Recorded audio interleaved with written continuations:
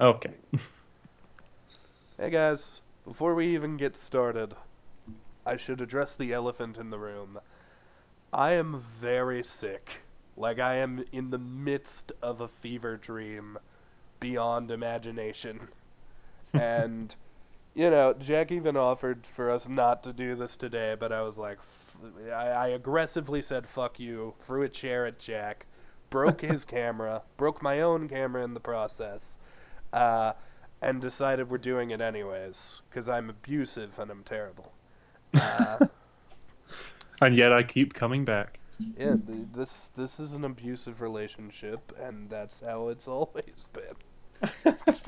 Uh, yeah, but we both saw Book of Boba Fett, and since I am sick, things are gonna be a little different. Jack's gonna take the lead. I might be a little nutty and talk about things just a little too much.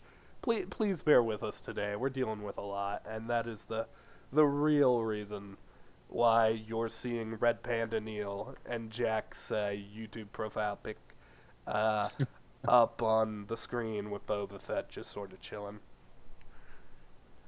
Yeah. Weird. Yay. So, how did you like it, Jack? I don't know how I liked it. I mean, the heart wants what it wants. It was good. It was good. Episode 1, Stranger in a Strange Land, which is apparently a Bible quote. Is it? Yay. Yeah, I don't know where from, but apparently it's also like it's a title of a sci-fi novel that I've never read, What but if that's the plot a twist? What that what got it if from a Bible quote. So I kind of hope this entire season is just random, out of context Bible quotes. what if that's the plot twist and the show is about Boba Fett's journey to find the one true savior, Jesus Christ? No, no, no, no, no, no. Boba Fett fell in the Sarlacc to save us from our sins. Oh, Boba Fett is Star Wars Jesus. That makes sense to me. I mean, if this were in the hands of Kathleen Kennedy rather than a certain Filoni, wouldn't surprise me if that's where they went. I I do want to bring that up. I want to say that I don't know if I'm the idiot here. I did not think we were going to see the Sarlacc. I did not think we were going to see flashbacks to Attack of the Clones. Hmm. I was that idiot who thought they were just going to ignore all that and kind of just chew their way through a new story. Uh, they did not. They had the balls to not only show us a scene from the prequels, but also show us how Boba Fett got out, which raises kind of a couple questions for me. My big one being, what is the timeline of him getting out? Like, I'd be very curious to know how long he was just laying in the desert. Uh, like, was it like a couple days after he got eaten by the Sarlacc that he crawled out, or was it a week? Because Yeah. if I remember properly, the canon thing with the Sarlacc is it digests you super slowly, like it's supposed to do it over a period of like months. Yeah, so Jabba sort of threw people in there, sort of more of a form of torture than anything else. Yeah, but the human body can't survive more than like. Oh, we then again he is Star Wars and a clone, so I don't know. But you know, a typical human Without food body. and water, yeah. Yeah. So, and clearly he needed extra air because he stole some Mm, from the stormtrooper. mm. So, I'm wondering how he survived, but frankly, I don't care. It was just really cool to see him in the Sarlacc. Yeah. I mean, I was expecting to see at least him get out of the Sarlacc because that's one of those sort of fan servicey moments that there's no way they wouldn't have done, Mm. and it was done really well and differently from how I expected, and I think most people did because when Robot Chicken do their Star Wars stuff, their depiction of Boba Fett escaping is the stomach being this big empty cavernous thing, and he just jetpacks his way up and out after Mm. fixing it.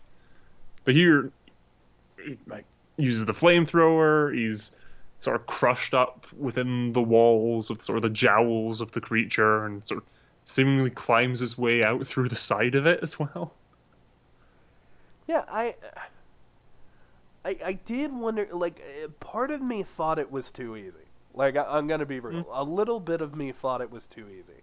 But I also then had to remember that not everybody who gets eaten by the Sarlacc pit is going to have both a jetpack and a flamethrower. Mm. I kind of had to remind myself of that, where I was like, okay, he probably, like, Boba Fett had a bit more toolage than I'm giving him credit for here. Yeah, He, when they were gonna throw Luke in, they didn't throw him in with his lightsaber. He was handcuffed and walking the plank. yeah, and you also have to remember he's wearing Beskar armor, even Hmm. though I thought it was Durasteel. Like, I think that's a little retcon they did. I'm a Yes, massive Star Wars nerd, so. as I remember it, and I think sort of my view on Star Wars as canon is I'm giving it the same treatment Doctor Who does, where yes, it's got all these books and comics and audio dramas and everything is canon unless Mm, the live action show directly contradicts that. that's a good mindset to have. So with Star Wars, I'm pretty sure in whatever visual encyclopedia or story book it was mentioned in, because again, it 100% was Durasteel, but Mm, I'm pretty sure Mandalorian heavily implied that it was Beskar. yeah. I, I don't mind little retcons like that. I think your philosophy of, like, unless the live action stuff contradicts it, it's canon, is better than my thing, which is literally just come up with every excuse possible. So what I came up with was maybe it was Durasteel, but it also had Beskar built into it, like it was both. Yeah, it could be. It could be both of them smelted and cast into the same thing, but I'm pretty sure that's the explanation for why a lot of the armor in Rebels doesn't deflect blaster bolts. Yeah. um,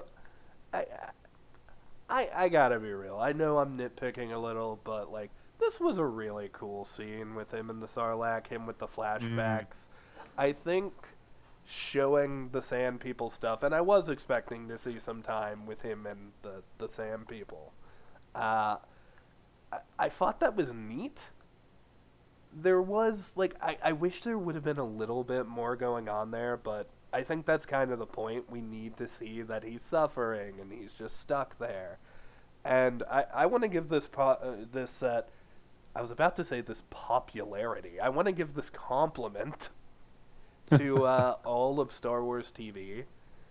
I I don't know if it's just me, but when I'm watching a Star Wars movie, I never sit down and think, dang, these creatures look so real and so good. Like, I never thought that with the foxes from Crate. I never thought yeah. that with the porgs. That fucking chupacabra looking lizard dog looked awesome, and I thought it looked cute. I want Yeah, one. the massives. I Or love him. it's not a massive, it's pronounced differently, but yeah. I love Yeah, him. they were so good, like, because we saw, again, I'm sure it's the exact same 3D model that they used for Mandalorian, but here they switch it out for like a practical model for when Boba needs to hit it or when he's cutting his bonds and everything. That is, they physically made that. That is physically there. Yeah, It's the integration of it and mixing the mediums and techniques and everything to make it so real, and it all looks so good. it looked like a living creature and made me desire to have one. Because, like, here's the thing. I know some people are going to be like, Neil, you're an idiot. I think that thing looks exactly like a chupacabra. And I've always been obsessed with the idea of chupacabras.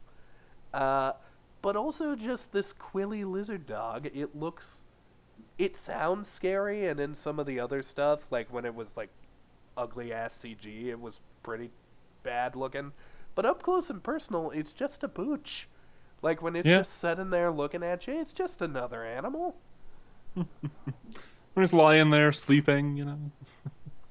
But ladies and gentlemen, I could go on all day about chupacabras and whether or not they exist, like a conspiracy, Kneale. But Jack is here to guide us this day more than any other. Jack, please bring on the notes. Yeah, so I think we could go through it in order, but I'm happy to just sort of jump around as we have been a Oh, little I'm bit here, chill. I'm chill with it. where we have this sort of framing device for the flashbacks all being Boba in a bacta tank, healing up, dreaming flashbacks, and that's how we're seeing this stuff. I liked that this episode. I hope we don't do that for the entire show, that it's just, oh, he's been shot again, flashback time. Yeah, Give us a few of them, because I feel like we need more of... everything we've seen so far with the flashbacks has been great. It's that when you realize that the first, I don't know, was it 10 minutes of this episode have no dialogue? Because it's just Boba himself grunting, groaning, gasping, and everything, and then the Tuskens who are not speaking basic or English for us. there was a point I thought the whole episode was going to be no dialogue. Hmm. I do want to say this, though, about the flashbacks. I like them this episode. I felt like they were necessary to tell the story. Hmm. I don't think we need to see that Sand People village again. Like, I do not need to see Boba Fett training with them, Boba Fett finding out about the Mandalorian. I don't need to see that stuff. I know what happens. He's going to train with them, and he's going to eventually find Mando. I know what's going to happen there. So if you are going to show other flashbacks, I would actually prefer it if you showed different flashbacks of Boba Fett's life. Like, for example, something people don't really remember, Boba Fett was raised by Bossk, basically. Mm-hmm. And I would love to see something like Boba Fett's first mission, or, you know, a Boss cameo. I would also love to see the dent in the helmet, and then we see that all in flashback. I don't think we'll say who dents that helmet, because I think it could come up. But I mean, I'm wearing a hat right now with the camera off. I'm ready for this. What people do not know is literally we were about to start filming, and I was like, fuck it, I'm not going to do face cam. And Jack, after knowing that, was like, let me go put a Star Wars shirt on. And it was solely for you at that point. Oh yeah, I'm sitting here with a wide-brimmed cowboy hat and a Bad Batch t-shirt on. I wonder who you could be hinting at. Dave Filoni. People out there can figure it out if they need to. Give us a Trapper Wolf cameo. Come on. Of course, I am referring to everyone's favorite Star Wars character, BD1 from the Star Wars video game. I love that fucking droid. If he showed up, I'd be very happy. Yeah, so all the flashbacks with Boba. I think I do want to see maybe one more Tusken flashback sequence, because again, where that left off, you don't need any more. The sort of shaman leader of the tribe or whatever sort of gave him the water. It's like, okay, we accept you. Give us maybe one more to see him properly integrated with them, but you don't need that. And yeah, I'd love to see flashbacks of the dent in the helmet. Give us more of Bossk, because we got a Trandoshan this episode, and I'm pretty sure the head was CG. That wasn't practical, I think, but it looked really good. So if we're getting Bossk, they've set the precedent. They can pull it off. I would love to see, because like there's kind of this subtle thing in Clone Wars where you can like see that Boba is hanging out with Bossk. I remember there being one comic book, it might be Legends, where essentially Bossk calls Boba his son and then abandons him because he thinks he's like focusing too much on revenge. And it's like a very touching scene to me, because it's like, hey, I love you. You're being an idiot and I can't go with you. Aww.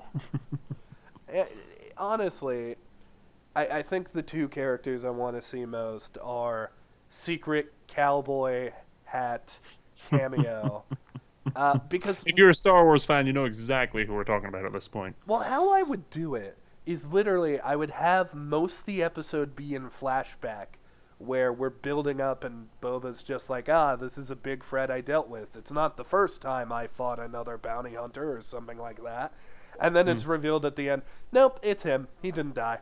Because we know he didn't die. So I am very much looking forward to him maybe showing up. Also, if they don't even touch that, that's okay. I think the risk when you do the idea I'm pitching right now is people are very curious about the past of Boba Fett. Like, I think people would love to see his time with Bossk and that iconic, never included scene in Clone Wars. But I think the issue is the show is currently taking place in modern day. So if you do that and the flashback stuff is better, people might start getting annoyed that you're flashing back to the present. That being said, the present stuff we saw in this episode was interesting enough. Boba trying to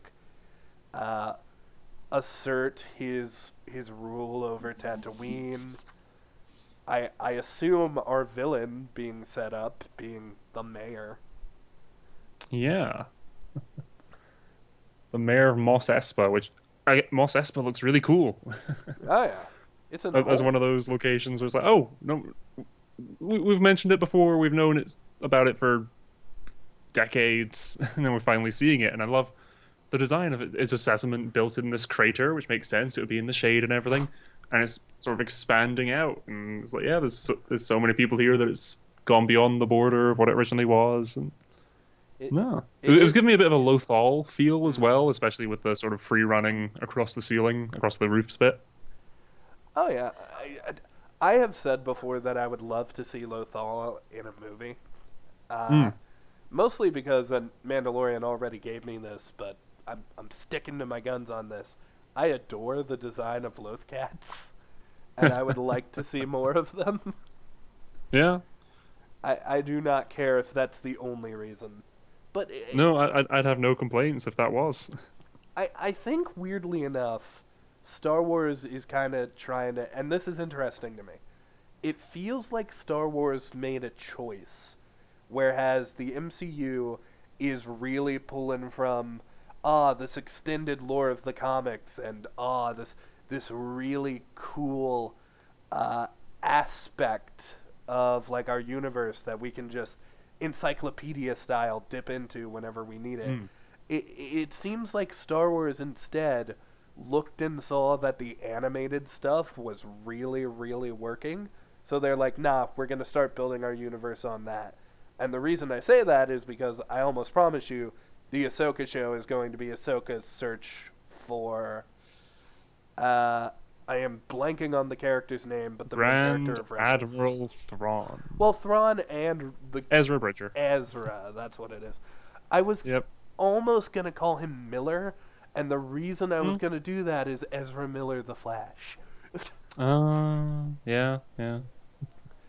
I'm expecting that, which reminded me, because on top of Star Wars live action shows, going into the Mandalorian season 2, so much stuff had leaked and been spoiled of Ahsoka's showing up. I don't remember people talking about Luke, but there was we're getting this, we're getting a lot of stuff I remember hearing about in advance with Boba showing up and all that. I remember. But then with this show I've heard nothing. Yeah, me neither. It honestly, weirdly enough, this is weird to say, Hawkeye, of all things, kind of overshadowed it. It's weird to say because Hawkeye himself is so used to being overshadowed. Hawkeye and Spider-Man kind of dwarfed this other Disney thing coming out, but I do think that we're just waiting for the mic drop now, like in episode 3 or in episode 4, we're going to get the, nope, Kingpin's in this series, or some big twist equal to that, where we're going to be hooked. Which is the thing, I'm really looking forward to that. because nothing's been spoiled for me. Again, seeing the trailers and whatnot, I don't know what to expect. I'm just saying, seeing the God, I just want to say his name, but we shouldn't because it's probably a spoiler. Uh, Seeing see, the cowboy. seeing the cowboy in live action, that would be pretty cool to me. Yeah, because we've seen. I mean, keeping it relatively spoiler free. We've seen his species before in live action, and Yeah, again, it's done with prosthetics and everything, so it can look good. And it's in very safe hands if they do. yeah. I can't remember the name of his race, Do his oh well, species. spoilers. If people don't know who we're talking about at this point, I mean, Yeah, if they don't know who we're talking about, they haven't seen Clone Wars, in which case they do not know why this character is important. we're talking about Thrawn and Ezra and Ahsoka and everything. You I know feel like we're what? fine to Okay, if spoil nobody wants to hear anything about the speculation potential side of spoilers for the this, rest of this show. yeah. So, 3, 2, 1. Cad Bane could pop up. Yeah, Duros is the species. Yeah, Cat. the only thing I remember specifically about his species is I found it interesting that essentially how it works is gender is invisible. Mm, So, like, the males look exactly like the females, and everyone looks exactly the same. yeah. That's the only thing I remember about that race. I also remember that they're blue and have red eyes and look really cool in cowboy outfits. Honestly, I'd like to see them wear I'd like to see more of his race wearing different costumes because I shit you not, just seeing like that cool blue face with the tech coming off of it, looking like a space cowboy. He looks dope. I would love to see like a Grim Reaper style Cad Bane. The man needs more costumes. Is what I'm saying. Yeah. Oh, I mean, it was great seeing him in Bad Batch. But it's like, give him the proper, ridiculously oversized hat he had back at the start. Yeah, I miss his hat too. Yeah. I No, he's miss great. I miss his Um, coat being long. yeah. They really nailed that first design of him, and then when they First design redesigned was it, great. Um, it was okay in the sort of Reiko Hardeen Obi-Wan undercover arc because that was sort of he's just out of jail. He's getting his stuff back together. And then again, he looked great in Bad Batch, but no, he was the cap should have been just a few inches wider brimmed, and yeah, that trench coat. although I did like his line when he got the new hat of literally being like, now all I need is a brand new hat. Like literally, he was getting like weapons and stuff, and a new hat was a priority. Yep, that was on his to-do list. I'm Yeah, with him, no, man. it'd be great to see him. But on your various alien species and everything, quite a lot of Twi'leks this episode. Yeah. I didn't know if Twi'leks. I mean, obviously Java had some in his palace as Hmm. slaves, but I didn't necessarily know Twi'leks were native to Tatooine. To be I honest. don't believe they are. Um, no, on the galactic scale. I don't think they're too far away from it. It's another sort of hut controlled planet. Mm. Um, but no, they're not native to Tatooine. They're native to whatever that Ryloth. That's it. How I do was trying to you? think. It's like what's it called? Ryloth. There we go. There are a couple episodes of Clone Wars on Ryloth, I think. Yeah, I Clone remember there Wars, was a Bad Bad Batch Batch. episode. That might have been one of the last episodes I saw. You know Mm, what? That was the last episode I saw, the one with the Hera cameo. yeah. I need to watch the second part of that. God, I really need to finish Bad Batch.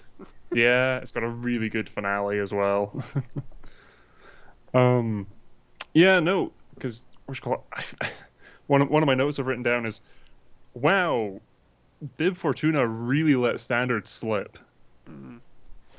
Yeah, I feel like the reason the mayor was like, "Oh, are you giving us a gift?" I think Bit Fortuna was probably a kiss ass. Like I think he got the smallest scrapes of power, and he kind of held on to it as best he could. Hmm. Like I feel like I don't feel like Boba necessarily tried hard to take the throne back. If I'm being honest, I feel like Oh anyone no, could he have done he it. rocked up and shot the guy. Yeah, I, I feel like there was very little to stop anybody from taking the throne. So I think Bit Fortuna probably just got himself in a good situation where he had the right information, he had the right like claim and stuff. Hmm. How do you feel about the kind of character shift with Boba? Because like everybody keeps saying he's out of character in this show in Mandalorian. I contend, alternatively, he didn't have one. Yep, my thoughts exactly. I did not. Okay, so I grew up during the prequel era Mm. and watching Clone Wars on TV and everything. That was my Star Wars, and then I don't even know how old I was when I finally sat down to watch the original trilogy. So to me, Boba in the original trilogy, I do not understand the hype. It's like, okay, cool design, and that is basically it. And even people who were around at the time and or saw the holiday special and saw the animated Boba Fett and were like, oh my gosh, who's this? And ordered their toys for Christmas that didn't come because they didn't have enough of them in stock and all that. The whole story of Boba, like in a meta sense, is really interesting. In the original trilogy, I think Epic Rap Battles of History summed it up. It's like, oh yeah, you had three lines in a trilogy, and one of them was ah. I mean, you're not wrong. I will say in Clone Wars, Boba got a little more character, but I still say that's not necessarily that like contradicting that to any degree is not necessarily the show's fault. No, Because because that was him as the emotional kid and yeah, everything. Dad just died, wanting revenge and trying to make his own way, and he was a just a kiddo. humble guy trying to make his way in the He galaxy. was obsessed with revenge, and at the time, he was being raised by not just Bosk, but like a bunch of different bounty Mm. hunters. A good chunk of them not necessarily being a fan of his. Like a lot of people were using him. It seemed like when he got with Bosk, Bosk might have still been using him, but at least there it was like, no, I'm your friend. I'm gonna protect you in this prison. Yeah. So no, like I never cared for Boba Fett until he showed up in The Mandalorian. I'm like, okay, Bruh, same. he's actually cool now. That's why I really like his new design with Mm. like the robe.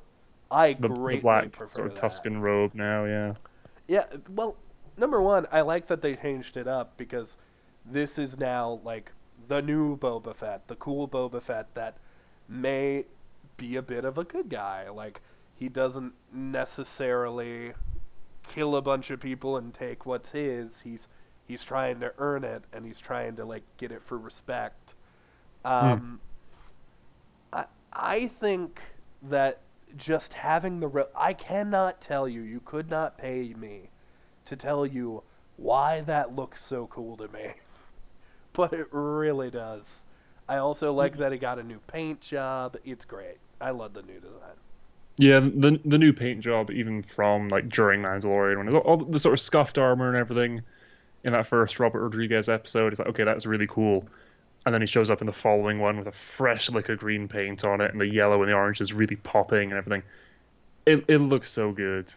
I wonder if it's just that. I think every in terms of fashion, everything goes with black. If it's just having that armor on black instead of sort of tan, just makes it look so much better. Oh yeah, I do think that is somewhat partially part of it. Hmm. But they got some updates between again Mandalorian and now, like the sort of rocket launcher knee missile shooting things Mm. that people freaked out about when they used those. Those are different. Those have been changed up. They've got a different paint job and everything. And I swear that like the belts and everything's different. He's got sort of a golden buckle on it now and everything. He just. He I know I looks was just cooler. ragging. I know I was just ragging on it being, people only cared about him because he had a cool design. But he has such a cool design. Yeah, I mean, to be fair, I'm not saying the main reason I care about him now isn't that design. but he also came in and he was beating people with a stick. Like, he's got more personality to him now. Like, there's a lot more opportunities he has to like use his gun, but instead he chooses the brawler method. Yeah. And Which again, having Mhm. present day Tamira Morrison in the role, 100% fits. Yeah, I think like here's the thing. I'm still gonna stick by this. I hope they do flashbacks because I want to see the past of Boba Fett, but I also kind of hope they don't because my big fear is the flashbacks are gonna be better than the main story, and I'm just gonna wish the whole show was the flashbacks. And Yeah. and with like how short was this episode? Wasn't it like 39 minutes or something? I'll check. It was not a long episode. I think Hawkeye's shortest was still about 10 minutes longer than it. I did like Yep, it. 30, They put a lot 39 of it. minutes. Yeah. So that's just about 40 minutes. That's not terrible. I don't know. I just really miss. I remember the first episode of Mandalorian season 2 came out and it was like an hour and I was like, "Oh my god." And he spent the whole time fighting that crate dragon. It was great. Yeah. With the call, and I'm glad again with this first flashback how much that tied in of which I think answers a bit about the timeline of events question you had in terms of those Tuskens, not Tuskens, Jawas Jawas. rolling up with a sandcrawler. So they came to strip the wreck of the sail barge 100%. And found this guy here coincidentally, and was like, okay, yeah, we'll steal his stuff as well. We I all, imagine because we know how fast workers Jawas are, that this is probably at the latest like a week, we, a week after the events of Return of the Jedi. we also know that either before we see him in Mandalorian or during the brief time after when Mando is traveling, in between episodes 1 and I believe Boba comes in at episode 6. Mm-hmm. During that time or before that episode entirely, Mando had to reconnect with civilization at some point because of Boba. two things. Boba, yes. Two things. Number one, he still had Slave One. So there's probably going to be a flashback where he goes back to get it. Number two, Boba was aware that the Empire had disappeared, to where when he was like, "They're back, the Empire," that line from episode 6, he seemed legit shocked, and he seemed aware that like something happened with the Empire disappearing. Yeah. I also think it's interesting because, like, you'll remember, Boba was not in that scene where Luke showed up, so I wonder what his feelings are of Luke. Was Fennec in that scene? Fennec was in that scene, yeah.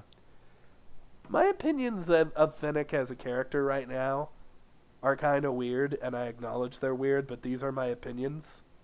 Mm-hmm. She's played by Ming-Na Wen. I really like Ming-Na Wen. Mm-hmm. I don't know if I care anything for this character, except for the fact that that's the lady who played Mulan. I think Fennec, at the moment, isn't that great a character. But... Oh no, she's not that great a character in that she's very defined by her relationship with other characters. So, like, I love the almost banter that she and Boba have throughout this episode. The moment when sort of the Major Domo comes in And he's just like, but I'm a crime lord. He's supposed to pay tribute to me. And she just leans over, do you want me to kill him? What? And then later in the episode, it's like, oh, the joke of oh, if you embrace their ways, things go a lot smoother. A lot of their back and forths, and even like when the fight's going and she runs up the wall to go and chase after the guys, and he just has to say, Fennec, alive. Okay, yep, cool, I know what you want. So She's very on it with that. Here's the thing. And I think the one thing that needs to happen with Fennec for me to like her properly as a character, and it's my other hope for a character to show up in this show, is Omega. Because, yeah, from what you've seen of Bad Batch, yeah, they've already interacted, right? Yeah, they know each other. So I think getting that would be good, and then Boba sort of seeing that and being like, oh, let's talk more about Fennec's life and everything up to this point. I feel like that's what we're missing, because she was a bounty hunter, and then she was ISB for a bit, and then she defected and got shot, and then Boba saved her, and she's now working for Boba.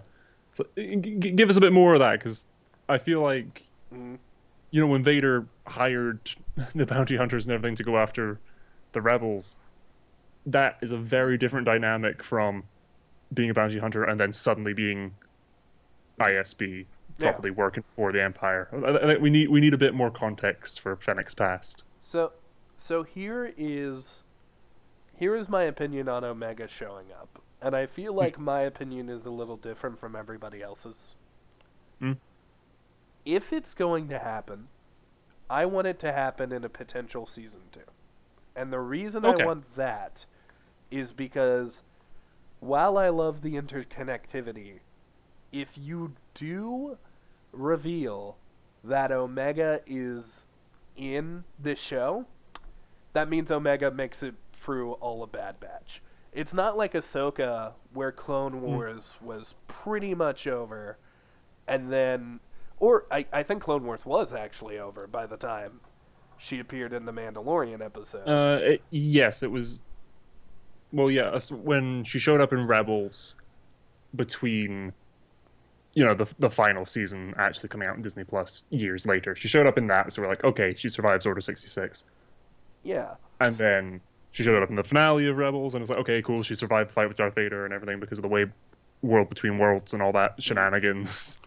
And then she showed up in, Mandalorian. My that problem was after the finale, yeah. My problem is if Omega shows up in even if it's like an after credit tease, like Omega's gonna be in season 2. Boba Fett has a sister. I would actually like it if Boba Fett just finds out about the idea of Omega and doesn't know if she's alive or anything, because frankly, I think it kind of hurts the other show if we know, because look, I'm gonna say something really mean about Bad Batch just for a second. Know that I love the show. Half of those episodes are, oh no, Omega got in trouble, we have to go save her. Yeah. So if there's no risk of Omega being killed, half the show is gone as far as I'm concerned. That's fair. Hearing you sort of talking that out, I've got 2 ideas for how I think they could have Omega show up in this season, or referenced in this season, being if we get Cad Bane, you'd then have him and Fennec Shan's interaction. That's true. And that can harken to Omega and give you your Boba Fett finding out about her moment. This is, of that course, would be plenty, I think. Actually, this is, of course, that would be in our good. headcanon that Cad Bane's going to show up, period, and be the main villain. Yeah, if Cad Bane shows up and they acknowledge him and Fennec's previous interaction with Omega, that would be plenty. The other being, yes, if Omega shows up in this, it takes away the tension of, okay, well, we know she's not going to die now. But you could have her show up and reference the Bad Batch team and be she's sort of sad about when mentioning them. It's a wee bit vague about, okay, what happened to them? which could still just be they lived fulfilling lives and died of old age, or it could be oh yeah, they all got shot in front of me or something. Mm. So you can lose the tension of, is Omega going to die here, but still have us on tenterhooks about the rest of the team, I think. I mean, theoretically, if she's just mysterious about it, like if Finnick makes a reference, like let's say Omega shows up and Finnick makes a reference like, "Oh, I wasn't a big fan of the big guy that used to beat me up," and then Omega gets really upset and is like, "Don't talk about Heavy." Then when you watch season 2 of like Wrecker. Bad Batch, you're like, Wrecker, that's his name. You're thinking TF2. I am. In season 2 of Bad Batch, you're thinking, what the hell happens to Wrecker? What the hell happens to Wrecker? Like the whole time. Yeah. I can remember some of their names. It's Wrecker, Tech. I know Echo's part of the team, right? Mm-hmm. Hunter. Yep. And Crosshair. Yep. Yeah, I got them. I can remember them. Yeah. I would have called AKA Wrecker the Heavy, the medic, the sniper, the engineer, I guess. One could make the argument that Crosshair is kind of the spy if he turns good at the end. I don't know. I haven't seen it. The spy slash Echo's sniper. kind of the spy. Yeah. I don't know. Yeah, I've been wanting to do a TikTok on that using Bad Batch characters and TF2 audio. I mean, that's fair. Yeah. It'd be great to see them show up, but in terms of other characters that did show up, I've just got written with a massive exclamation mark. Max Rebo. Oh yeah. And Jizz question mark? I remember thinking in my head, what are the odds that's the same guy? Like in my head, I was like sure that was Max Rebo, but at the same time, I was like, does Max Rebo just travel Tatooine doing gigs? And that made sense to me. But I was also looking at that puppet, and years have passed now. That thing does not look alive to me. Like the freaking I'm gonna cough. The freaking Chupacabra dog that I keep bringing up. He looked really real to me. Max Rebo just kind of looks like a blue plastic bag shaped like an elephant. And I'm not complaining about that. I adore that little blue plastic bag shaped like an elephant. Also, was he playing Jizz? We gotta figure that out.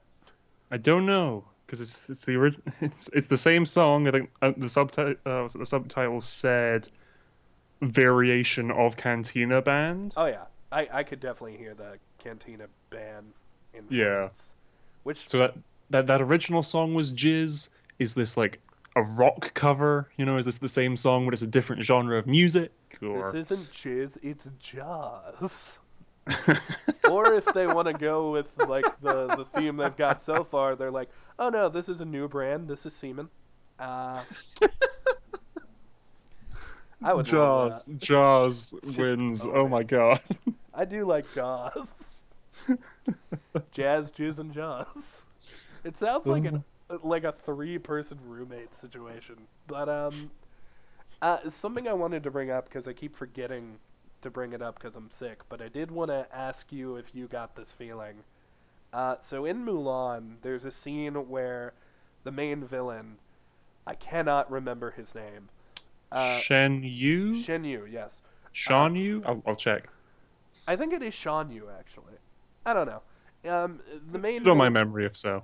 The main villain of Mulan has a situation where he captures 2 soldiers, and he's like, send back How this many men message does it for take me. to deliver a message? Yeah, and it's like, how many men does it take to deliver a message? And then it's like, just one, and he has one of them executed. To me, that scene where Finnick froze one of them off the roof, like she looks and she's like, I only need one of you. Did that feel like a reference to anyone else? Is that pulling for me? Because I feel like that was a reference. Now that you mention it, I feel like that's got to be certainly tongue-in-cheek. But no, it gave me that vibe of like, yep, we only need one of you.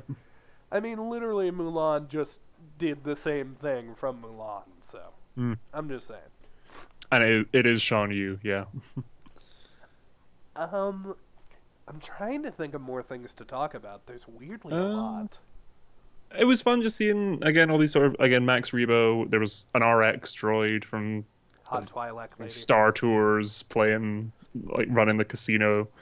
Yeah, It was I saw cool. that guy. It was cool just hearing him referred to as Lord Fett. I mean, I did like the scene where it's like Java Java would always be paraded around, Mm, and he just went, "I want to walk." yeah, He's I showing like the that he people he's not a douche. yeah, he's sort of going for that man of the people type thing. It's like he shows up to this place and takes off his helmet. It's like I want to look you in the eye. I want you to see my face. Here's the thing, though. I think if that's how it's gonna be, the end of the show might be a little differently than what people are expecting. Yeah. I don't think this is gonna end with Omega Crime Lord Boba Fett. If we're to follow this path of nobility, maybe he becomes the mayor of Mos Espa. Hmm. But then, here's the thing, this is how we tie it into Clone Wars. Maybe he's like, alright, now I get vengeance on the next person who wronged me. Let's go find Luke Skywalker. And that's season 2. Could do. I don't I know, feel man. like him. I don't want him to be. He's noble and he's honorable and everything, but he should still be. He's a bounty hunter. He's still. I mean, he's okay. He's not that anymore, but he's still So you see, that they're kind of... the anti-hero, I They're already suppose. prepping you for it, man. They're already prepping for the transition where Boba Fett's Yeah, not a bad guy anymore. I think he's not a bad guy anymore, but it's still. He rocked into Jabba's palace, shot Blade before Tuna, kicked him off the throne, sat down, and had a drink with Fennec. Yeah, but then right after that, he released the slaves. So he's Yeah, not a bad dude. he released the slaves. He had the Gamorreans is like, would you be honorable to me if I spare your life? And it's like, okay, cool. You work for me now. He's like, yeah, you're running this casino bar, the sanctuary place. Cool. I just I'm gonna make sure that your activity's still all good. I still own this place. I'm still getting a cut of the money. I just wonder how much, like, how far can he go being a crime lord and the nice guy? And I think Hmm. that's something he's going to learn. Where the twist, and this might provide some friction between him and Finnick, where Finnick is like, you need to be meaner, and instead the lesson he learns is, oh, I get it. I just can't be this anymore. I need to go even more official. And she'll be like, we're fucking bounty hunters. Stop trying to be a diplomat.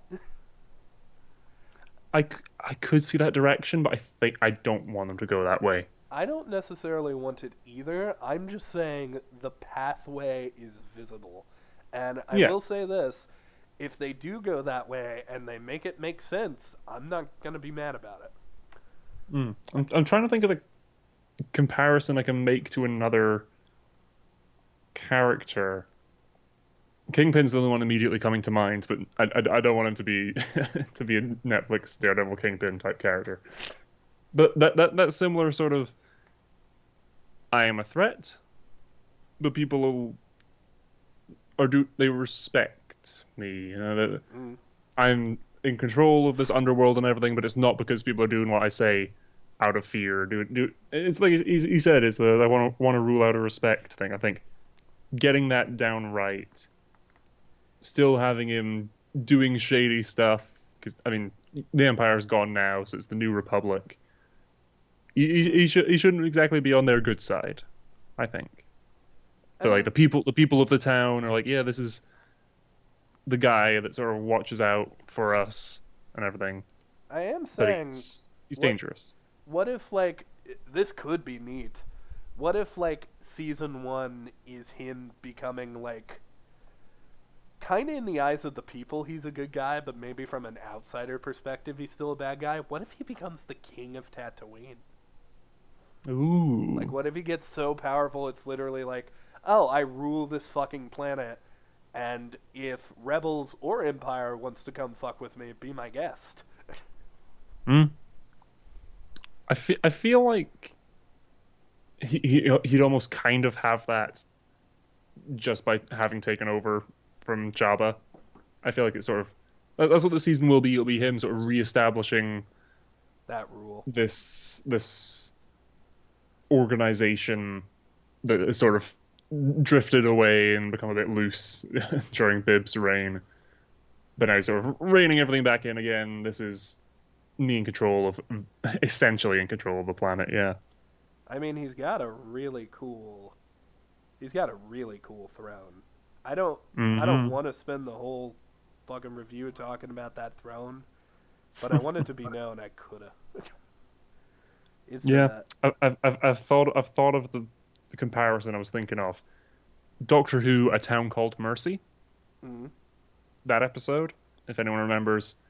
Um, it's sort of throughout the episode. There's this gunslinger alien cyborg character I do remember that who's episode. at the end they come to the conclusion the cyborg's like, oh well, now that the person I was wanting vengeance on and everything's gone, I'm going to walk into the desert and self-destruct. There's no place for me in a time of peace. To which the Doctor says, oh, except maybe to protect it. And then we get an ending sort of voiceover from one of the characters being like, oh yeah, come to this town and ask why we don't have a sheriff. Everyone will give you a smile like they've got something to hide. And it's sort of you then see that gunslinger out there with the sheriff's badge standing out in the desert. But okay, give Boba that sort of role, I think. Where it's like, yeah, he is very much sort of in control and keeping things going how he wants them going, but he's Kind of an he's invisible this gunslinger. He's presence. still this crime lord. He's still yeah. I don't know. I am in a mindset right now because in Mandalorian season 1 I was like, wow, I love how low stakes this is. It's really just about this one guy and this baby Yoda. Uh Mandalorian season 2 showed me, no, bitch. There's still a lot going on in the universe before we get to the sequel trilogy. Hmm. And I think more than anything, Disney wants to like hook people because I'm just going to say what I think everybody knows. Even though people may have been asking for a Boba Fett show and maybe even wanted a Boba Fett show, once again, Boba Fett had no fucking character for the most part. So I'm going to go ahead and say that like I don't think anybody did want a Boba Fett show. I think it's kind of a Han Solo situation where there's a very real chance we're about to see a story we didn't need to know. Mm. So I think Disney, if I'm big bad Disney, I think, well, with Solo, we didn't have a ton of connections. Even the Darth Maul thing at the end didn't get us a sequel. I think we need to like up the drama. And this is one of the things I was going to ask you about. Do you think we're going to see Boba Fett leave Tatooine in this show? Because so far, in all the trailers, and there's only been a couple, but in all the trailers, we've really only seen shots of Tatooine. So I don't know if this is going to be a planetary thing like Mandalorian was, or if it's all on Tatooine and a lot of it is flashback. What do you think? I Because imagine we're early. We so. get to hypothesize about this still. We won't Yeah, get I to think next time. I think that at least this season will be very Tatooine based. Flashbacks could be off-world and everything. Um, if they were going to do off-world stuff with this show, I'd imagine season one ends, or maybe just before the finale or something. Something happens where he's chased off Tatooine or something. Needs to arm up, re-equip, reconsider things, and then go in to sort of take back the situation. Like maybe this mayor character is going to be sort of a huge threat. And it's like, okay, we just had our ass handed to us. We need to prep up and be ready for the actual boss fight now. I could see that, but no, I don't imagine will leave Tatooine. I feel like there's enough, even if sort of Mos Espa and Jabba's palace is just sort of the back and forth between them. Mm. I think there's enough we can do with that. I always love looking at the first episode of a show because the first episode you really don't know much is kind of what I'm getting at. Like, even though the episode can tell you literally everything about the future of the show, since it's the first episode, you don't know if, like, the next one is going to be structured differently. If the, like, rest of the show has different themes they haven't set up yet. Like, we are literally... WandaVision episode 1. Well, we're literally debating right now, are there going to be flashbacks in every episode? And we don't know that because we only have one episode to go by and there were flashbacks. I always find that interesting. I'm also sick, so I'm digging a little deeper into my theory process than I usually do. But fuck it, I warned you. I warned you people watching. You knew. Yeah. I think, thinking about, we could go off-world maybe, a little bit. Because Jabba's, criminal empire, criminal enterprise was more than just on Tatooine. So if he needs to go out to meet with other crime lords or something off-world or something, I could see that happening. I mean, he needs to go check up that shipments are still going out from this factory or whatever that he owns, stuff like that. They kind of teased he's not over what happened with Django because of that nightmare. Gosh, but it would be really hard for them to find the actor who played Jango Fett. I mean, Jesus. True. Yeah. Which is also a thing with doing flashbacks. I forget the actor's name, but young Boba doesn't look like that anymore. Yeah. You have your Disney de-aging stuff, and I mean, last time we saw Boba in Clone Wars, he had his helmet and everything, so you could just have him wearing that helmet the whole time. I'm gonna look up... up... I'd be a little wary of that. I'm gonna look up a picture of the guy who played Boba, like young Boba, because I'm wondering. There was, again, the major Star Wars fans, what's it, Eric and Crew Blind Wave and stuff. Like when you saw that flashback with Boba, it's like, oh, that's a new shot. That's a new shot. That's different from the one that's in Attack of the Clones. It's at a higher angle. It's, but at that moment from the first Battle of Geonosis, apparently that's a different shot. And then also when we see the close-up of Jango's helmet, you have a reflection of young Boba's face in the visor, and that's new as well. I'm looking at this guy, and I gotta say it. Yeah, he couldn't be young Boba anymore. He could definitely be a younger Boba Fett. Like, if they wanted to show, like, an older, let's say around 20, 30 Boba Fett, they could do that. Yeah, I'm pretty sure he's in his 30s now, and He's in his 30s? I'm sure he did a cosplay in like the Boba Fett armor and stuff. It's like he could do it. He could pull it off. Oh my god, he looks old as time. I thought like in the show he was like 56. Oh no. I mean, maybe. I mean, I don't know. I'd have to follow the entire timeline of Star Wars. How many? Okay, hold on. Surely Google has the answer. How old is Boba Fett in Mandalorian? He's in his early 40s. Oh, time has not been kind to this man. Wow. That's a wee side note as well. I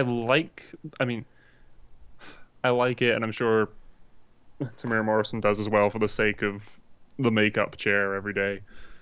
But the sort of back to baths and everything have significantly healed him up, even from just what he looked like in Mandalorian. Here's the thing. I am one of those guys who is committed to the idea of a good story.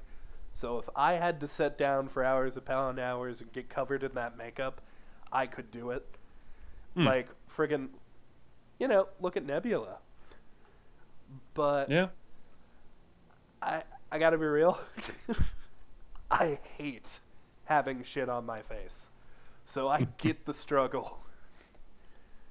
I Yeah, I mean, I'm sure it's, for practicality's sake, in terms of that and saving time and money, in terms of doing the whole makeup process again. mm, But it's like he still has that sort of prominent scar across his sort of forehead and down to his eye. He's still got that one, and sort of the fainter ones have all sort of healed up and disappeared a bit. But when we see him when he first gets out of the Sarlacc and they take off the helmet, and then the Tuscans find him, it's like his face is almost. It looks a wee bit like it might have been partially dissolved from like mm, the stomach acid or something, or just the beating it took from the sands. Like his skin looks so dry and cracked out yeah, in these flashbacks. yeah. I actually, I really like how he looks when he's all fucked up, but I do Mm. like that they introduced the BAFTA tank because, like, I've always, once again, my Star Wars nerd is coming out. I've always wondered what exactly the BAFTA tank does, and it seems Mm. like it just kind of like I've always wondered: is there a limit on it? Do you have to get in it in a certain amount of time, and stuff like that? I I assume by this episode what it does is kind of remove anything that is a constant pain. Like it removed Mm. a lot of his scarred tissue and stuff like that and replaced it with like I guess it just mostly revitalized it really. Uh Yeah, I'm sure, it'll be whatever painkiller or a certain amount of spice in it or something like that. But I imagine it's mostly just sort of speed up your body's natural uh regenerative process a bit. Because that you could have be like possible. Vader's in it in Rogue One, and it's like he's not getting much better. That is true. I I got to be real. When Vader was in I guess now that you've mentioned that it is a BAFTA tank. I just thought he was taking a bath. I thought that's how Vader takes baths. But Mm, yeah, I think Luke was in a BAFTA tank and he didn't get his arm back, so yeah. I think it. Uh, I that was before. That was at the start of that movie. That was at Echo Base. oh, was he not in BAFTA for that? Okay, I might have been Yeah, that incorrect. was after he was in BAFTA after the Wampa attack. Oh no, he might have been in it at the end of the movie actually. I cannot No, I think you're remember. right about that. My bad. I cannot remember for the life of me. So one of us is right, one of us is wrong. It doesn't matter which. I'm agreeing with you. I think the moment I was thinking of was at the start of the film, but I'm pretty sure he's in it at the end as well. I On whatever the Nebulon B frigate, I think that ship is called. well, the point is kind of mute because if it could give him his arm back, I think they would have put him in a BAFTA tank. Uh, but yeah, I think you might be right on the money where it's like it enables the body to heal faster, but it doesn't necessarily give you your limbs back. That's it's you've watched some My Hero Academia, right? It's the nurse. It's a recovery girl. That's it. I remember It's that. her. Oh, that never mind. That's gross. It's her saliva. She gives kisses. Yeah, Is because her saliva stimulates your body's is natural completely healing. normal and not weird and definitely doesn't have kinky implications. I'll tell you that much. It's all normal. All of it, Jack. Oh, agreed. Um, Prince of Persia free running. Yep, the bit with Fennec and the guys running over the roofs. Uh, Boba goes back in the back zone and get more flashbacks Mm, with him with the Tuscans again. Um, and that sort of Tuscan I kid love that that he was creature. with, who then I've watched this episode twice now, and it's like, yeah, that kid is like the first one to start beating him with a stick earlier in the episode as well. I will say Um, this. Book of I Boba Fett assume, really made me like that creature, so if I ever did like a Star Wars version of Kneale, I would have a BD-1 droid on my shoulder and one of those things at my feet. hmm, I would love that. massive, yeah. But no, I assume the reason the Tuscans took them, because again, they clearly didn't, they weren't gonna cook them and eat them or anything like that. I Mm, think the idea was because you had just that kid leading them in their bonds, to this moisture farmer. I assume the idea was, okay, we'll sell them as slaves in exchange for money, water for this guy. And then, bandits or whoever have killed that farmer, robbed them. Yeah, I had a different thought. Hmm. You'll remember that Anakin's mom was taken by Sand People, Yep, and yep. essentially what she did was like they did the same thing they did with Boba Fett. She did like cleaning, they beat her up, and that just sort of happened for a little while. Yeah. So what I think it is literally they just take people, and if they have jobs they don't want to do, they Hmm, make people do them. that's That fair. through my perception is what was happening because he was literally like, "You're gonna go get water." I also think it's weird that that kid felt confident enough to take two dudes all Mm. by himself. I mean, I know he had the Mastiff, but like that that fucker got beat up by Boba 1-on-1. So, Yeah. and the kid knows that if Boba wanted to kill him that one day, he coulda. I would have at least taken two more guys. Yeah. I'm curious if that sort of group of bandits are going to show up again. Because we notedly had them sort of graffitiing the building with their logo, so I feel like that's got to come up again. They had a symbol. That's something I feel like we're supposed to remember. The Yeah. question is, why is it fucking important? Who leads that gang? Yeah. I I mean, don't. My guess. I don't think so. My only because I was trying to think. It's like I don't recognize the symbol from anything. They're either just some other gang that's going to show up more in this show, or I think there's a possibility that it's the same group who took over Mos Pelgo, the Cobb Vanth, then had to go get the armor, come back, and fight them off with. that is possible. I would have to recheck that. Yeah, I haven't looked, but those are my two guesses. Something new, or I that same group. I am sick and can't super remember my Star Wars lore, so everybody's going to have to forgive me for a second if I'm about to say something super incorrect. But I remember in one of the books I read, uh, I believe it was one of those things where it's like the in between it's the in between the sequel trilogy and the original trilogy. It's one of Hmm. those books. I can't remember what it's called. One of the characters featured in it was the niece of one of the bounty hunters that was in Boba Fett's clone group. She was pink and she had spikes on her. Um, Oh, yeah.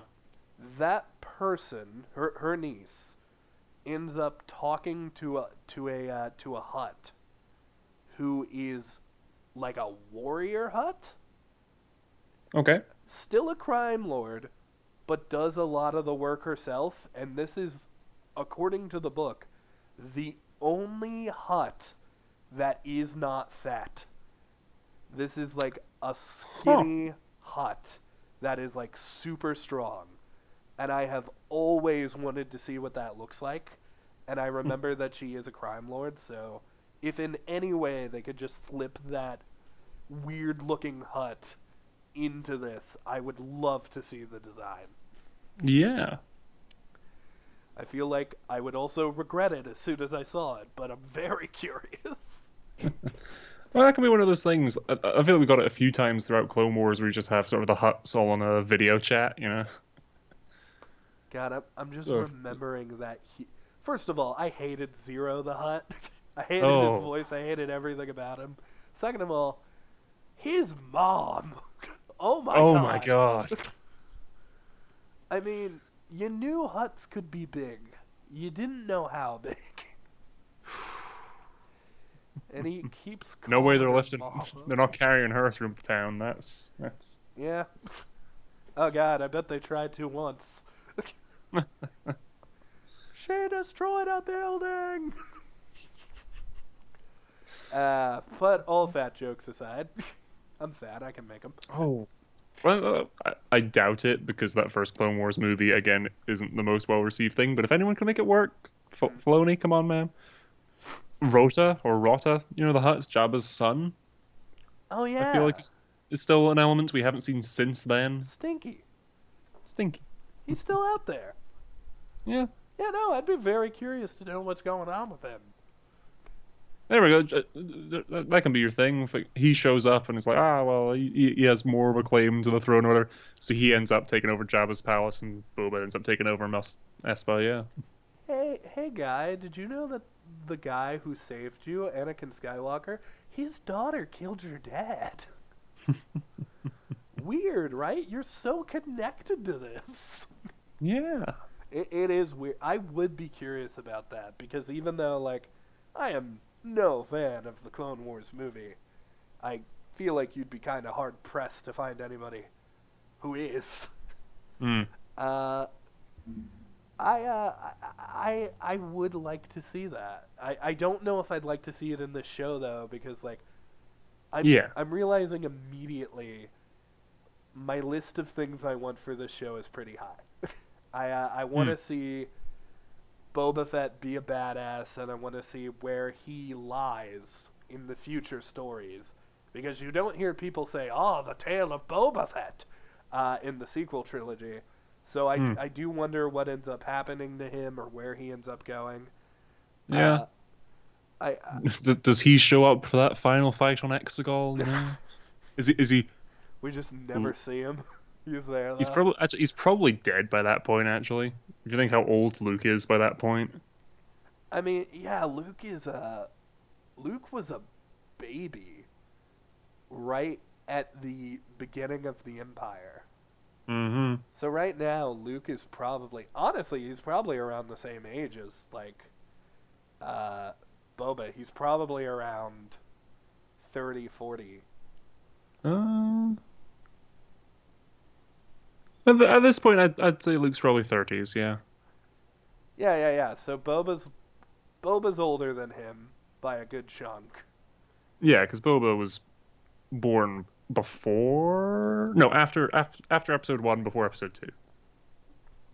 It gets a little dicey because did they ever say Kid Boba's actual age? I just kind of assumed he was 15 or 12. Yeah, Kid Boba, again, he unaltered clone of Django, so he was aging at the normal rate for whatever species Django is, because we know he's not Mandalorian, he's a foundling, but yeah, basically human. Mm.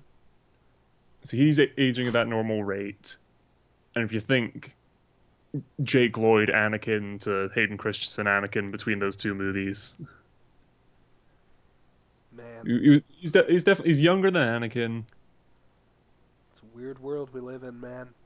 It's a weird world. Probably a decade older than Luke, I'd say. Yeah. I mean, Or no, that might be a bit much actually. Hmm. God, Yeah. Weird world. I'm just thinking about like how old Boba looked in Mandalorian compared to how young Luke looked in Mandalorian, and I'm like, Yeah. that fucker's dead. No way he's not dead in the friggin' sequel trilogy. He's gotta be.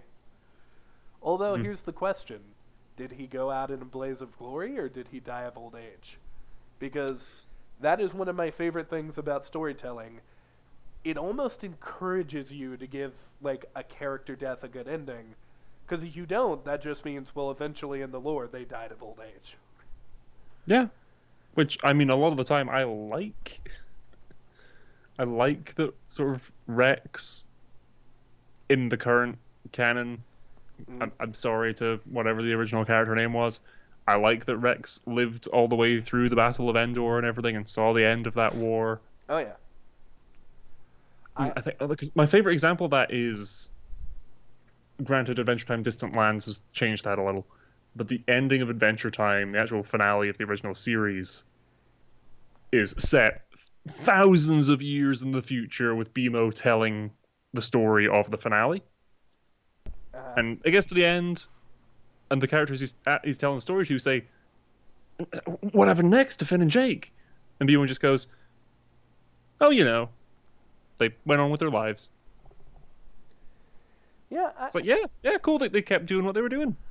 I'm Great. I'm always very pro the whole they lived out a happy life thing. But I think in some stories you have characters who it's like, no, they probably wouldn't have settled down. And I don't think Boba would. I No, don't think there's a reality where Boba has a couple kids and lives on a farm. not at all. I feel like even if we hadn't gotten the Book of Boba Fett new show coming 2021 or whatever at the end of Mandalorian season 2, if the post-credit scene for Mandalorian season 2 was just that music and him and Fennec sort of taking over the palace, like, cool, okay, he's the new crime boss, he's taking over Jabba's empire, awesome. That is the end of Boba Fett's story. That's what he did next. I I wouldn't have had any complaints with that. You can go in with the books and the comics and everything for that. Awesome. But that we're getting this now as a show is like, okay, cool. That means you have some actual story that you wanted to tell with this. I'm just saying, my headcanon, at least until they show it, I would like Boba to die so that Omega gets a chance, you know? Ooh. Like, I think there is very much a reality. Here's the thing, and I think I'm going to say what everybody's thinking. What if he dies and Omega gets his armor? Especially if it was like a decapitation and she's holding the helmet. There is some symmetry to do here, man. It's poetry. It rhymes. I don't know, man. I would really like it if that's the ending of Boba's story. But this is literally the beginning of Boba's story, so we have that to look forward to. I would love to see Omega in the show. Don't know about season 1. I'm just going to be very strict on that. Don't know That's about fair. season 1. How many episodes That's one of those is things. the show? I don't know if we know yet, but I do think it is one of those things worth bearing in mind that like Omega by this time is also 30s, 40s. Oh yeah. At this point, she was a young kid when we first encountered her, probably about Boba's age. That's my thing. I reckon she's either the same age or like 2 years younger. Well, she'd be older than Luke. Because Luke was a baby when the Empire first started. Mm-hmm. Omega. Book of Boba Fett is made up of 7 episodes, apparently. Oh, okay. So that's like 1 or 2 less than Mandalorian. I think Mandalorian was 8, right? I can't remember. I believe so. I can't remember. I'm old. Mandalorian television series. Episodes, original episode list. Season 1 was 8 episodes. Season 2 was 8 episodes. Okay, so it's 1 less. That could mean that they trimmed down some filler, because I've noticed that some of the Marvel shows have a lot of filler to them, and I don't dislike that because I love Marvel filler. Like, not even kidding, Marvel filler is some of my favorite like shit in the world, because instead of getting a scene where it's like, oh, another action scene, we get a scene where, fucking Loki is ruining Mobius's salad, or Loki is talking to Sif about how he feels about the world. You could cut it. You don't necessarily need that, but God, it adds to the story. All right, back on track. We need more notes, Jack. I'm crazy for your notes, man. Shower me in them. Just a lot of little things. Again, things that popped up. Again, we had the RX droid. We had a Biff playing with Max Rebo. Whether that's one of our boys from the mobile modes or whether it's some other Biff, but you know, it's a Biff. I saw the only word I recognized from that Rhodian talking to Boba was he called him a Slimo. Like, okay, bringing up more of that Star Wars swear words. Nice. I was waiting for the McClunky. A McClunky, even a Carabast, I would have flipped my head lid out. That would have been great. It's so weird how much I'm like having a realization about Star Wars in general right now. It's so weird how little words that are literally gibberish can mean so much. It's weird, man. It's fucking weird. But continue. the new monster, the six-limbed. Again, the subtitles just called it a sand creature.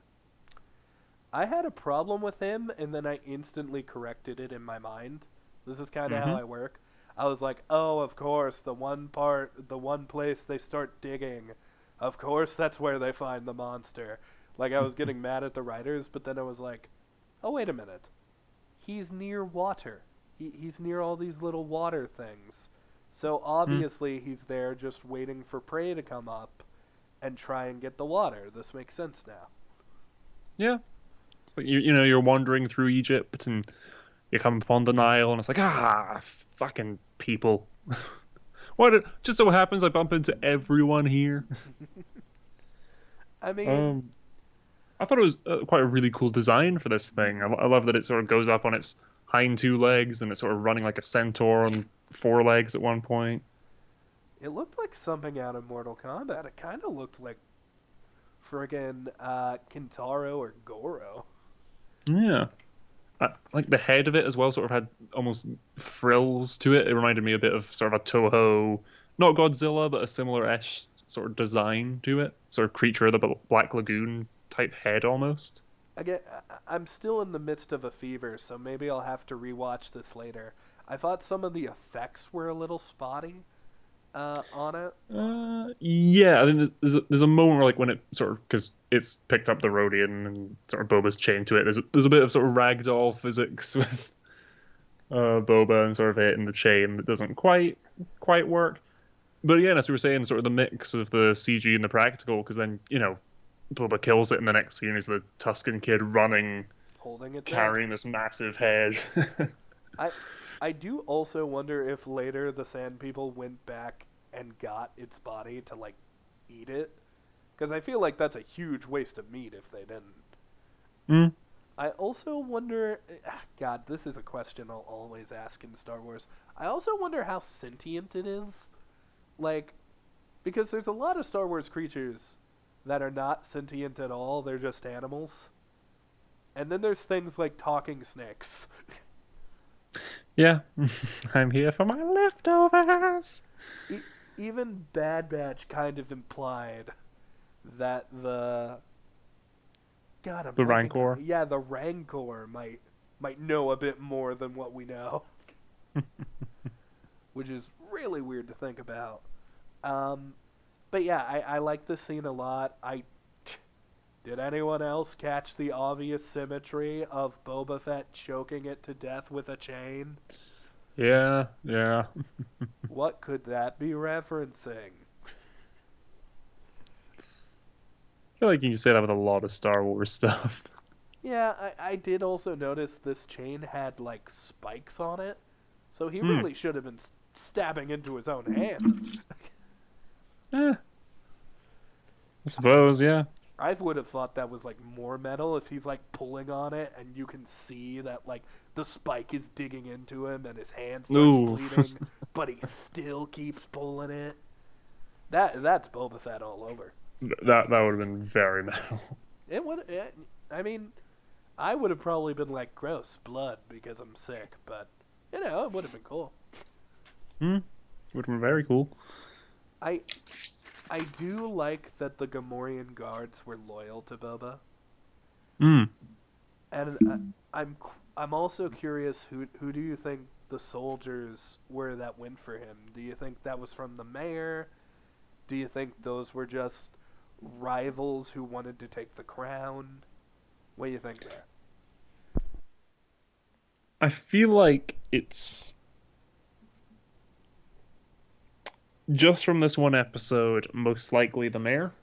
Yeah. But again, that's just going off this one episode, and there's whole season, whole six more episodes.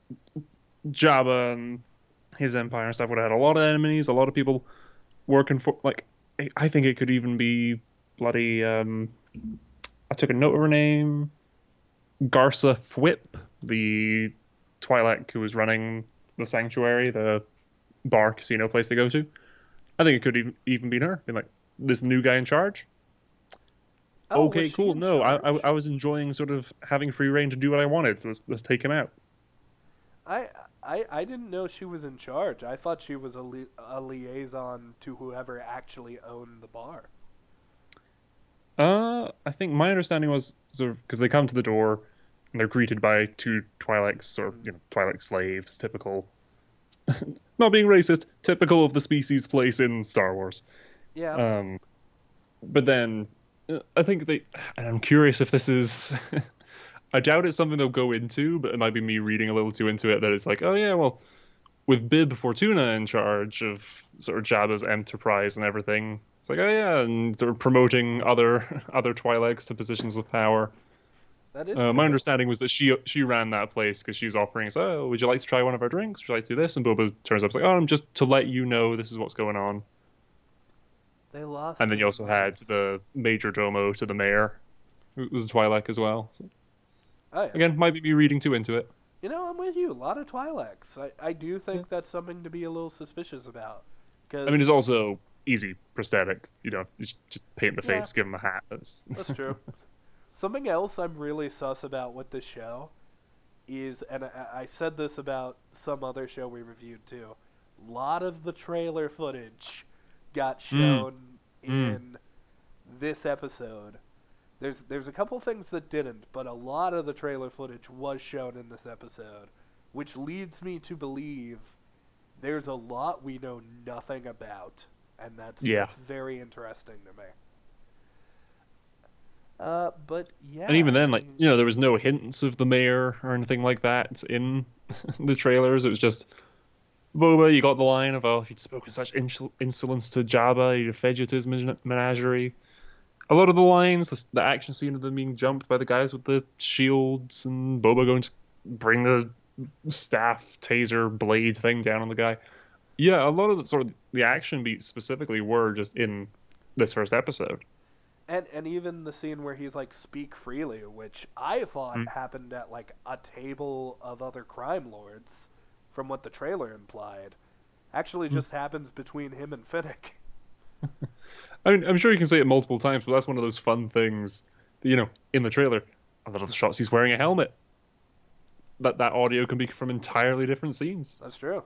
That's God. I don't trust the show now. So God, much I don't sus. trust Disney's trailers. I They literally CGI people out in Hmm? some of the trailers. Yeah. It's nuts. I mean, I won't say which one, even though Disney has started saying. No, I can say which one. I just don't have to say what got CG'd out. Like, look at the Spider-Man trailer now. Yeah. I mean, there's that, but you look at bloody Infinity War and there's entire shots that are in that of like, all the heroes running together, Hulk and everything. It's like, yeah, that never shows up in the movie. That was made Also, entirely for the trailer. to anybody who is watching this and hasn't seen Spider-Man: No Way Home, watch it soon because Marvel has started talking about some of the spoilers from that movie. So we're going to start talking about them just casually too soon. Not around Yeah, there's the share, whole but don't spoil the end game, and everyone was leaving that a month or two. Nah, Disney's moved on. They're ready to spoil stuff now. I mean, to be fair, there is currently no merch of some of that stuff. But it's on the way. We have Yeah, Lego leaks. I have seen a shirt that is a spoiler for Spider-Man: No Way Home, and I assume very soon we're going to see some Funko Pops that are spoilers as well.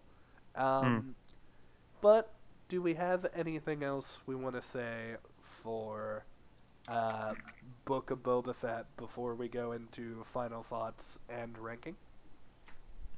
Not too much. Just little moments that I thought were cool. Again, sort of seeing this other Tuscan tribe that's different from previous ones we've seen. A lot of them are wearing sort of black and darker colors. Mm. They're living in tents rather than huts.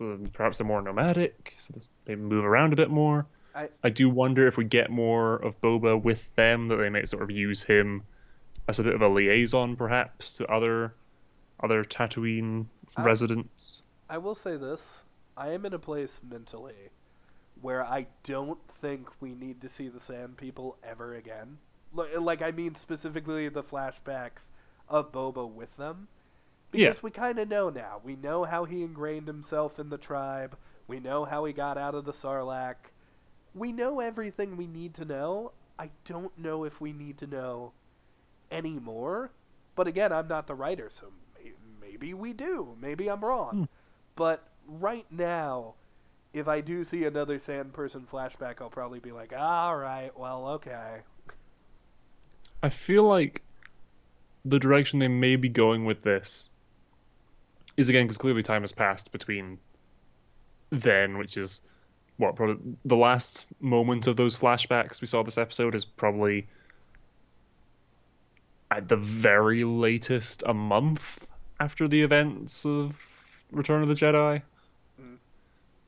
In which case, I feel like because again all the time has passed up till now with the Mandalorian and everything. I expect if we don't get any more flashbacks of these Tuskens, we're going to see them in present day, or at least that like the kid Tusken in present day. Because if Boba is sort of, as you said, maybe becoming the mayor, taking over, getting some more power on Tatooine or something, the Tuskens are a big part of the local inhabitants. So I feel like him having that sort of connection with them pre-established, I feel that's got to come into play. I will say this, just because like I'm still being a little spacey, so this isn't directly related to what you said, but I will say Mm-hmm. this: if Omega shows up, I almost promise you what they're gonna do is it's gonna be a bounty hunter got hired to take out Boba. They're going and attacking him, and then at the end of one episode, the mask comes off and it's Omega. It's clearly Omega. That's very Yelena. very Yelena there. Very Yelena, very Kingpin as well. Where it's like, Mm-hmm. last episode, here we go. This person's important. That would be very reminiscent of that, as we said.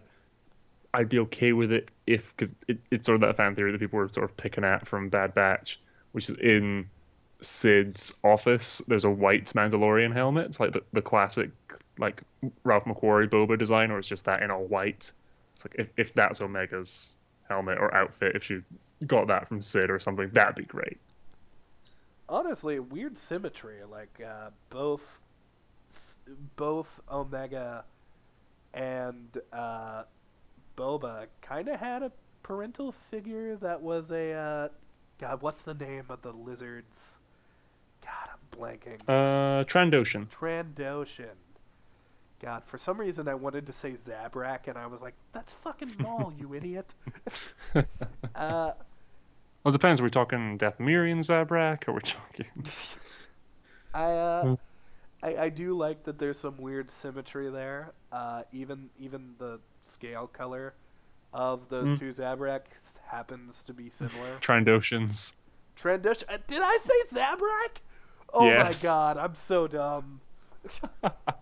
It's all right. You're having a rough day. I'm having a rough day. Oh. But yeah, I do think there's some weird symmetry there. I would love it if she's wearing that armor. I would love to see random silver Mandalorian, and they give her own paint job. That'd be really cool. She bumped into Sabine at some point. That's we someone shows up and we're like, spray painted army. That's Sabine. Takes off the helmet and it's Omega. I feel like Sabine has to be in the Ahsoka show, right? Oh, 100%. Like, that's literally the end of Rebels. Is they're hanging out and they're gonna go find Ezra and Thrawn, and Ahsoka's whole goal in Mandalorian was, I'm gonna go find Thrawn. God, who are they gonna get to play Grand Admiral Thrawn? Jesus. I think that's already been leaked, and it's the same guy who voiced him. It's Slightly. It's not Mads Mikkelsen. It's his brother. That's Nicholson's brother. I have no Yeah. idea who that is.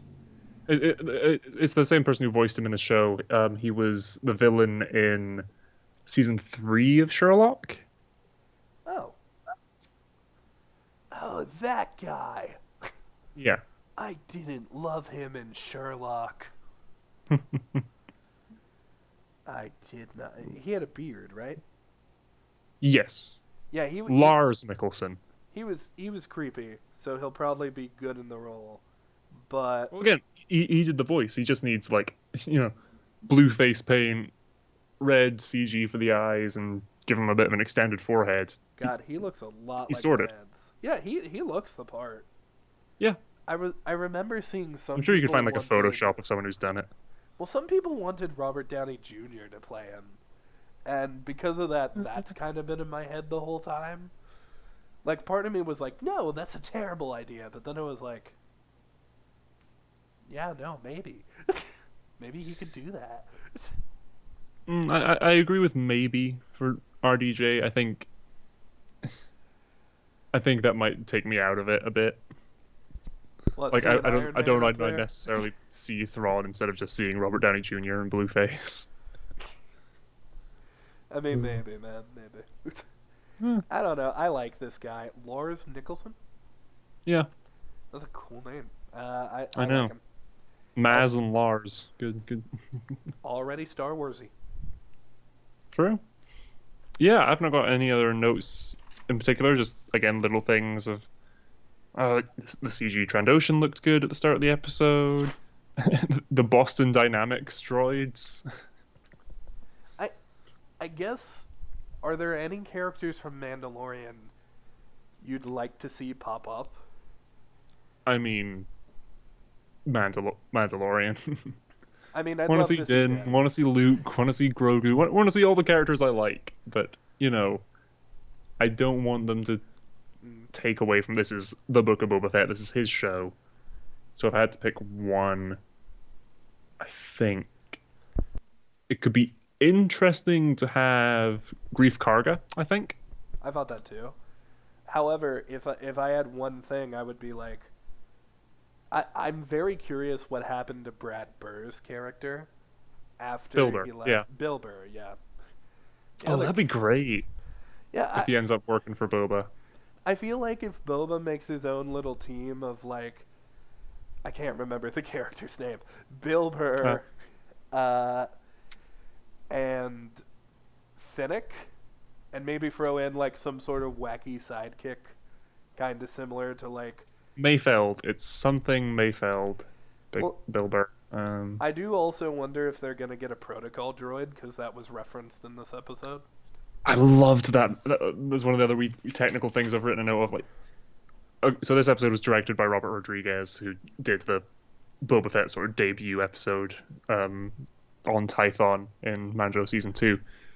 Oh, nice. But when they say that, when they say we could do with we really need to get a protocol droid, the shot is instead of framed so it's the two of them sort of in the center, the whole like rule of threes and all that. It's framed so you have Boba dead in the center, Fennec at his side, and then just a big empty space. Oh, that's true. So it's like, oh yeah, we need a protocol droid, and they're visually showing you the space where they will put a protocol droid. It's like we are missing something from this shot. That little moments like that in filmmaking are amazing, and I'm so glad we got some of that in here. Again, Robert Rodriguez is a great director. I mean, I know a protocol droid from the comics I'd really like to see in here, but pretty sure he might be dead. I can't even remember his name, but I remember Darth Vader had a protocol droid that was like really mean and referred to humans as flesh sacks. I would love to see that guy hang out with Boba and Fennec. That'd be fun. I mean, looking for new employment. I mean, Star Wars is great at doing droid characters. Like, just look at L3 and, again, BD1, who is my favorite droid character right now. yeah. Is it AZ something? The not Alan Rickman droid from Rebels? K3 or something? Mm. I can't remember, but... Yeah, the like droid characters are great. Oh, wait, you're talking about the... Okay, I was talking about the guy from Rogue One. You were talking about Rebels. Oh, that's K2SO, yeah. Yeah, that was totally... I realized it when I watched it the first time. That was totally an Alan Rickman bot.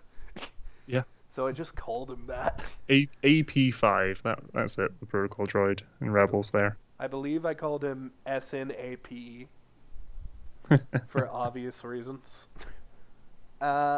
But yeah, do you have any final thoughts before your ranking? If you want, I could give mine. Not really. I think I've sort of said everything already. Just give my ranking, I think. I liked the Chupacabra. I really liked him. He was a mastiff, or a Yep. massive, and I liked him. What if that was my only final thoughts? No, I feel like to some degree I've been a little hard on the show or talking about like potential of where it could go. But that's literally because in this first episode, we don't have a super good idea of where it's going, except that he's got to like assert his rule. Yeah, we know what Boba wants. We don't yet know how he's going to get that.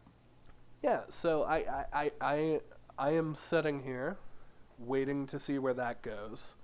But that being said, the fact that I'm curious about where that goes is already a pretty good step.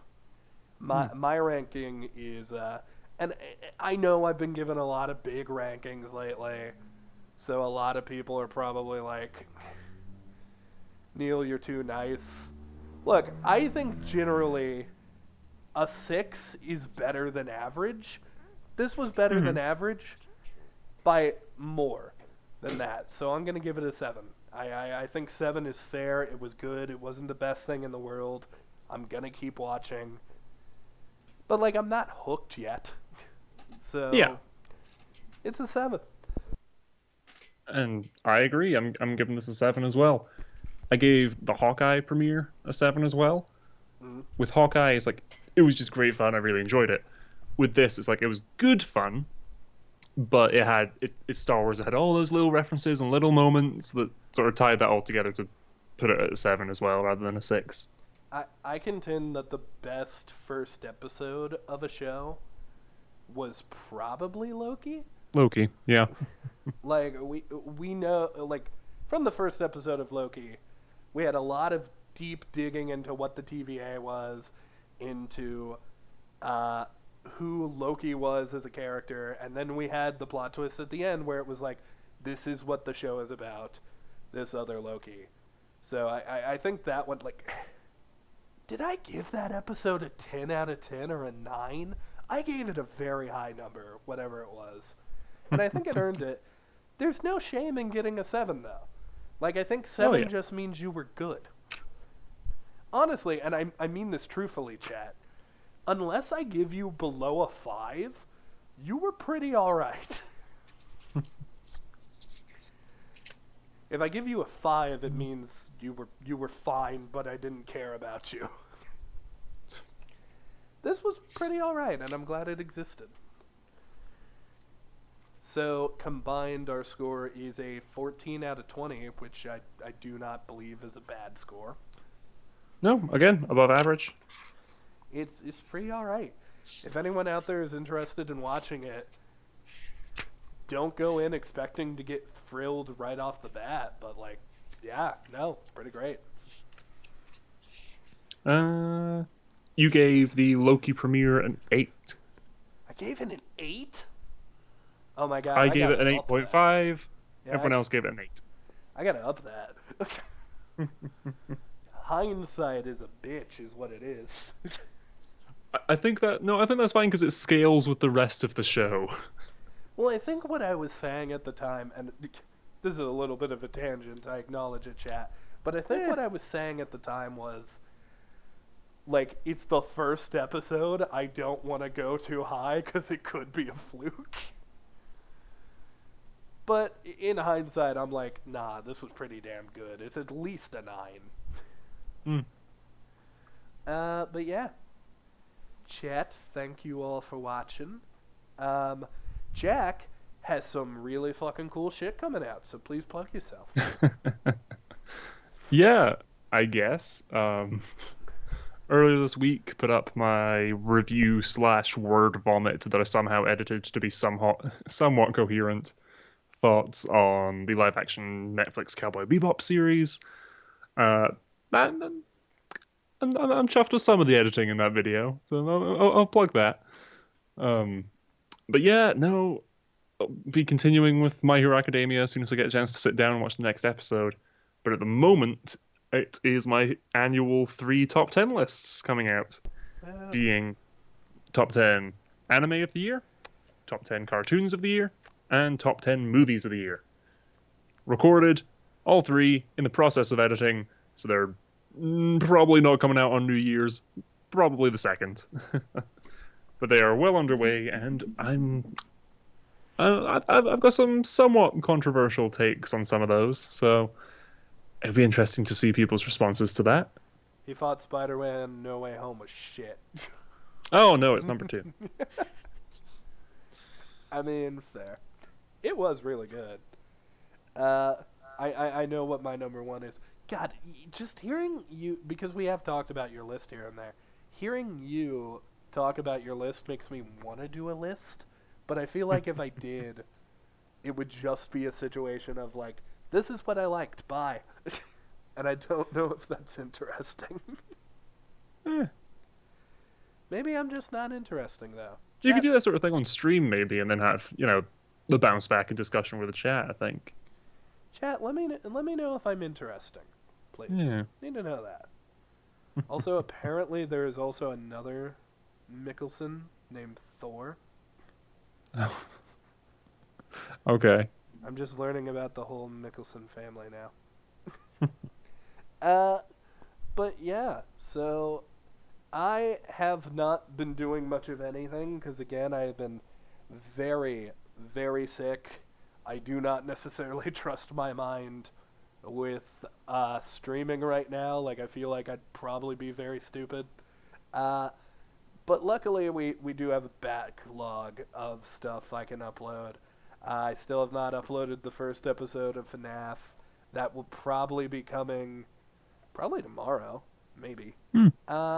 And I'm thinking the first day of the new year, I'm going to post my Captain Marvel review, because then it's like I'm starting the year with the first review, and then maybe I'll end the year with the last one. Gotta be real, I don't know if a year is enough time to review everything Marvel has made, and also everything they're gonna make next year. That's what I was saying. The order of the list's gonna change. Yeah, I think once I reach a point where, like, luckily for me, February seems to be a downtime for them. They haven't announced when, Moon Knight or She-Hulk is coming out. So because of that, I think I do have a little time to catch up and at least get, like, the foundations of my list out there before I have to change it. That's the big hope, anyways. I also need to know, chat, if people would like me to do stuff that isn't necessarily Marvel Cinematic Universe, but is adjacent to it, like Deadpool and Venom. Let me know if that's things people want.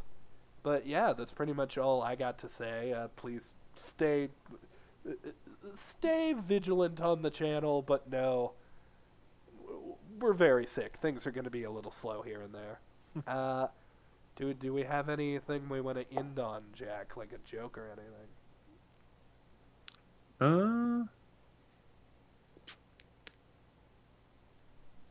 Want to point out that and I'm fairly certain it is, that's Max Rebo again playing in that cantina. Yeah. He survived the crash of Jabba's sail barge then. That's true. Him and Bib Fortuna both got out of that unscathed. That is true. You never think to see Max Rebo climbing out of the sand. That's pretty funny to imagine, actually. Yeah, it's just the desert and this bright blue bipedal elephant just comes waddling over the dunes. Well, I don't know. Have we ever seen his feet? Maybe he's just got a little propeller down there and he just flew off. Well, that's the interesting thing. So, the instrument he apparently plays with his feet. Oh. So but when you see him, he's always, it looks like his arms hitting the top of it. So either he's just this little stumpy thing that doesn't have arms, it's just those two legs, and he just sits there and kicks the instrument. Or, because some merch and like the Lego figure and stuff have him 2 arms, 2 legs. Yeah. This feet's like an organ or a piano playing like pedals underneath it. He apparently wears a loincloth sometimes. I can buy that. There is so much merch about this stupid elephant.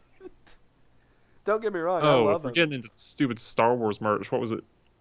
Raider something or other. That guy who's got his action figure released with the first wave of Episode 7 merch, and everyone's like, "Oh my gosh, who's this guy?" And all of his scenes were cut from the movie.